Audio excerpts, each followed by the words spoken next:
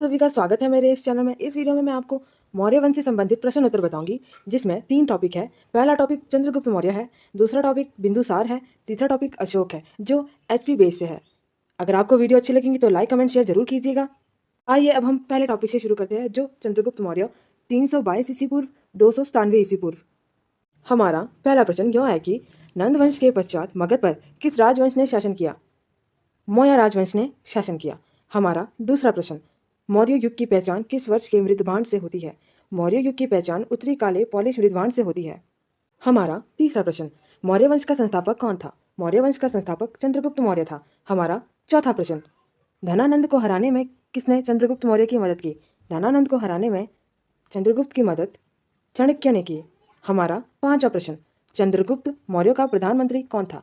चंद्रगुप्त मौर्य का प्रधानमंत्री चाणक्य था। हमारा छठा प्रश्न, चाणक्य के अन्य नाम क्या थे? चाणक्य के अन्य नाम विष्णुगुप्त व कौटिल्य थे। हमारा सातवां प्रश्न, चाणक्य द्वारा लिखित पुस्तक कौन सी है? चाणक्य द्वारा लिखित पुस्तक अर्थशास्त्र है। हमारा आठवां प्रश्न, अर्थशास्त्र किस विषय पर आधारित पुस्तक है? अर्थशास्त्र राजनीतिक पर आधारित पुस्तक है। हमारा नवा प्रश्न, किस पुस्तक की तुलना मैकियावेली के प्रिंस से की जाती है? कौटिल्य का अर्थशास्त्र पुस्तक की तुलना मैकियावेली के प्रिंस से की जाती है। हमारा 10वां प्रश्न, मालवा, गुजरात एवं महाराष्ट्र किस शासन ने पहली बार जीते? चंद्रगुप्त मौर्य ने शासन पहली बार जीते। हमारा 11वां प्रश्न, मौर्य काल में शीशा का सर्वाधिक प्रसिद्ध केंद्र कौन सा था? शीशा का सर्वाधिक प्रसिद्ध केंद्र तक्षशिला था। हमारा 12वां प्रश्न, चंद्रगुप्त किस धर्म का अनुयायी था? चंद्रगुप्त जैन धर्म का अनुयायी था। हमारा 13वां प्रश्न, चंद्रगुप्त ने जैन धर्म की दिशा किससे ली थी? चंद्रगुप्त ने जैन धर्म की दिशा भद्रबाहु से दी थी। हमारा 14वां प्रश्न, किस जैन ग्रंथ में चंद्रगुप्त के जैन धर्म अपनाने का उल्लेख मिलता है? परिषद परिवर्तन जैन धर्म अपनाने का उल्लेख मिलता है। हमारा 15वां प्रश्न, चंद्रगुप्त ने सिकंदर के सेनापति सेक्युलियर निकेटर को कब हराया? सेनापति सेक्युलियर निकेटर को 305 ईस्वी पूर्व में हराया। हमारा 16वां प्रश्न, सेक्युलियर निकेटर ने अपनी किस पुत्री की शादी चंद्रगुप्त के साथ की थी? चंद्रगुप्त के साथ सेक्युलियर निकेटर पुत्री कॉर्नेलिया ने की थी। हमारा 17वां प्रश्न, सेक्युलियर निकेटर का वह राजदूत कौन था जो चंद्रगुप्त के दरबार में रहता था? सेक्युलियर निकेटर का राजदूत मैक्सथनीज था। हमारा 18वां प्रश्न, मैक्सथनीज द्वारा लिखी गई पुस्तक कौन सी है? मैक्सथनीज द्वारा लिखी गई पुस्तक इंडिका है। हमारा 19वां प्रश्न, मैक्सथनीज ने पाटलिपुत्र को किस नाम से पुकारा? मैक्सथनीज ने पाटलिपुत्र को पालिव्रोता के नाम से पुकारा। हमारा 20वां प्रश्न, किस पुस्तक में पाटलिपुत्र के प्रशासन का वर्णन उपलब्ध है? पाटलिपुत्र का प्रशासन का वर्णन इंडिका में उपलब्ध है। हमारा 21वां प्रश्न, किसके ग्रंथ में चंद्रगुप्त का विशिष्ट रूप से वर्णन है? चंद्रगुप्त का विशिष्ट रूप से वर्णन विशाखदत्त में है। हमारा 22वां प्रश्न, चंद्रगुप्त ने अपना अंतिम समय किस स्थान पर बिताया? चंद्रगुप्त ने अपना अंतिम समय कर्नाटक के श्रवणबेलागोला में बिताया। हमारा 23वां प्रश्न यह है कि पाटलिपुत्र को किस शासन ने सर्वप्रथम अपनी राजधानी बनाया? पाटलिपुत्र को सर्वप्रथम चंद्रगुप्त ने अपनी राजधानी बनाई। हमारा 24वां प्रश्न, किस अभिलेख से यह साबित होता है कि चंद्रगुप्त का प्रभाव पश्चिम भारत तक फैला हुआ था? रुद्रदामन का जूनागढ़ अभिलेख से यह साबित होता है कि चंद्रगुप्त प्रभाव पश्चिम भारत तक फैला हुआ था। हमारा 25वां प्रश्न, किस ग्रंथ में चंद्रगुप्त के लिए वृषल तथा कुलीन शब्द का प्रयोग किया गया?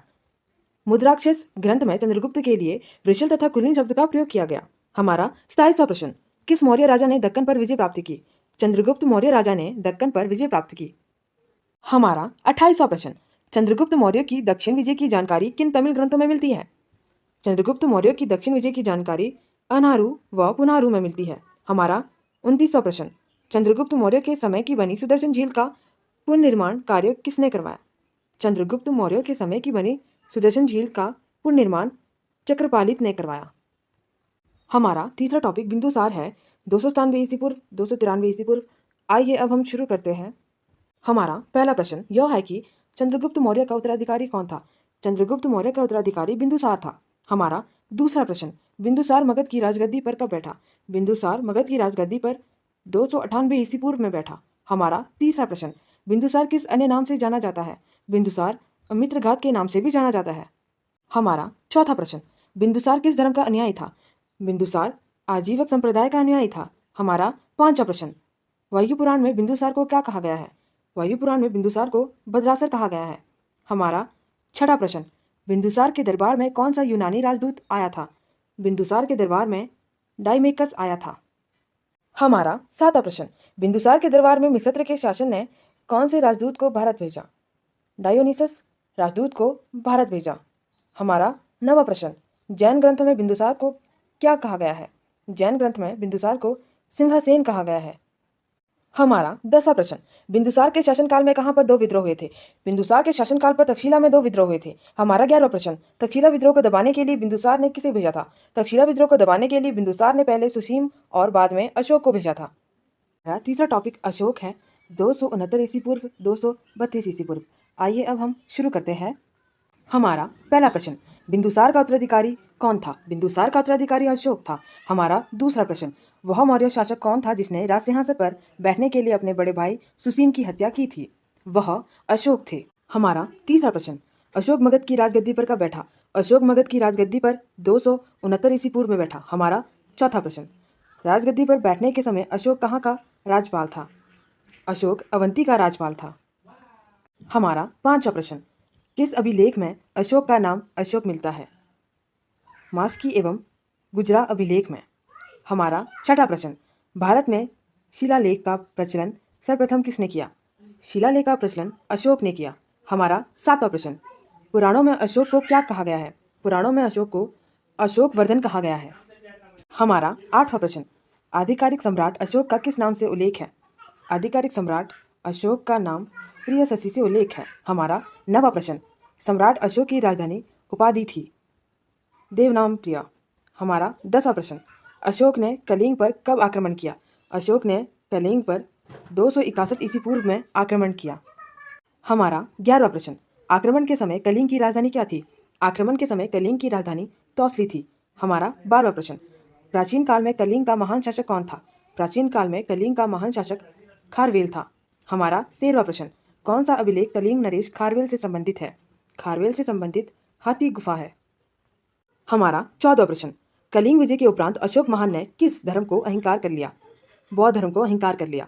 हमारा 15वां प्रश्न, अशोक ने किस बौद्ध भिक्षु से बौद्ध धर्म की दीक्षा ली? बौद्ध धर्म की दीक्षा उपगुप्त से ली।